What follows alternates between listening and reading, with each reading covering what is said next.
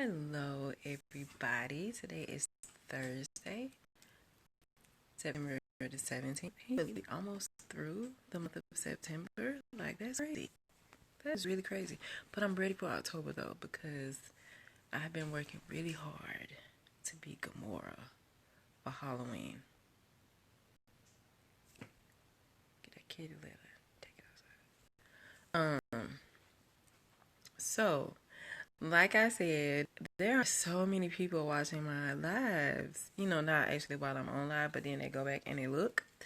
And people are actually like leaving me questions. So, in case this is your first time watching me, I was in a very narcissistic, toxic relationship, and I finally just had enough and was like, no, you gotta go. You gotta go.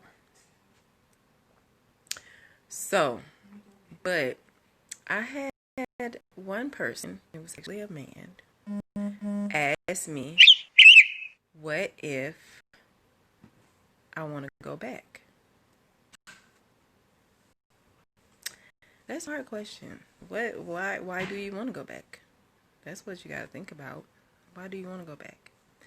And so as I was thinking about this, I was thinking that most people feel like when they're in a relationship and it ends, that they're losing. You're a loser. You failed. You didn't do something right. You could have done more of this. You could have done less of that.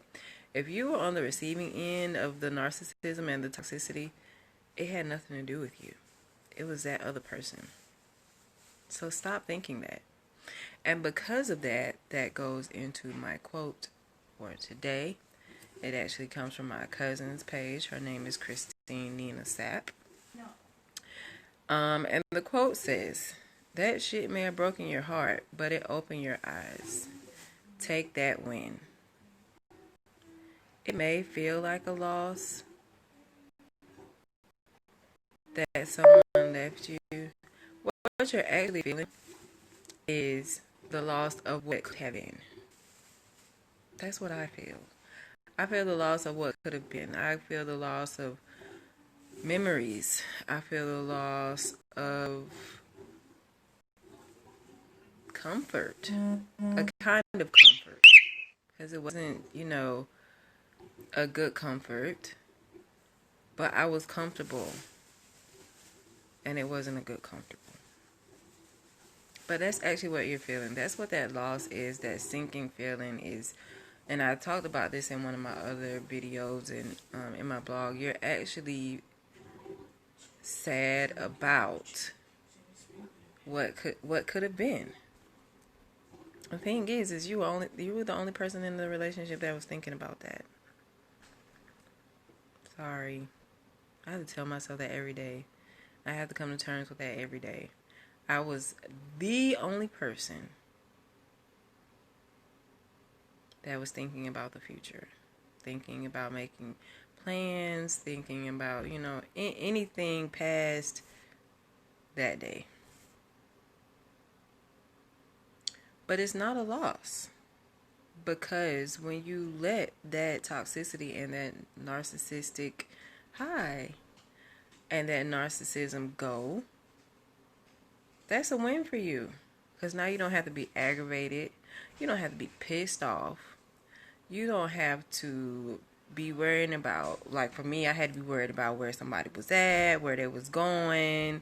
You telling me you're going out of town and you're actually out of town with another woman. You don't have to worry about that. It's just you. If you have kids, it's just you and your kids. If you don't have kids, it's you and everything that you couldn't do when you were with that person. Only having to think about that is a huge win. Huge win. All that other craziness, all that other chaos. I even used to tell him, I'm not used to all that chaos in my life. You are, not me. Don't get comfortable with chaos. Take the win that the chaos is not in your life anymore. But to answer that sir's question, if you're gonna take this person back, Set very clear boundaries. I'm talking about, like, y'all remember that movie with the Ten Commandments, and the lightning came down and struck the tablet and the Ten Commandments was on there? That's how solid your boundaries need to be. It need to be as solid as the Ten Commandments, as if God had set them himself. And you need to hold on for those boundaries with dear life, because when that person crosses those boundaries, you need to have gone through this process, this healing process, enough to say, you want to know what, I gave you another chance and you just can't do it, and so it's done. Because now you went above and beyond. Above and beyond. So that's the first thing you have to do. You have to set very clear boundaries. The second thing is, well, before that, you have to have done the work. You have to have realized what was going on inside of you that made the foolishness okay. And then once you figure out that, then you can let that person back in after you set those boundaries in stone. You hear me? In stone. And when those boundaries, like I said, when they step their little pinky toe over that boundary, you do just like in Harlem Nights, and you shoot that motherfucker off and you keep on moving.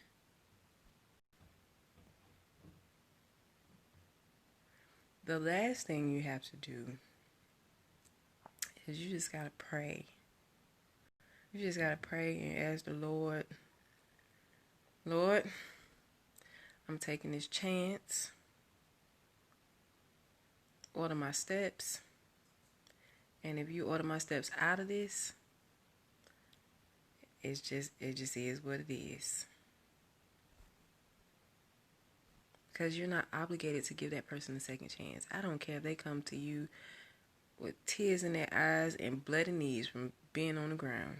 You are not obligated to give that person a second chance, especially if they were the narcissistic and toxic one. Now, if you were the narcissistic and toxic one and you're trying to get back in somebody's life, you really need to figure out what it is about you that makes it all about you, and what keeps it all about you.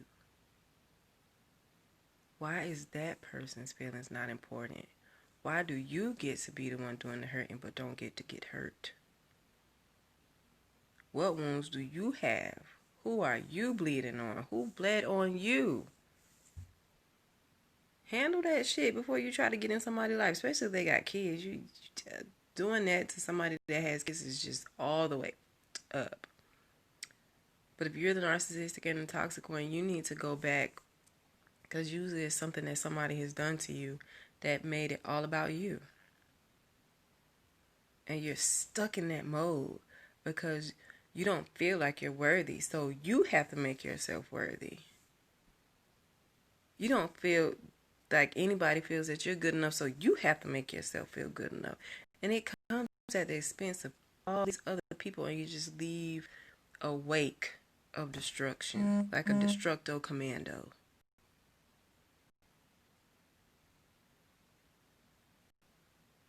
If you are the narcissistic and toxic one, you 9 times out of 10, that person then told you everything that you need to hear. Now it's time for you to receive it in your spirit and tattoo it on your chest. Because I can guarantee you that if you go back to that person, especially if it's been a period of time, and you go back to that person, and I guarantee you they've done the work. If they haven't, that's a clear end for you.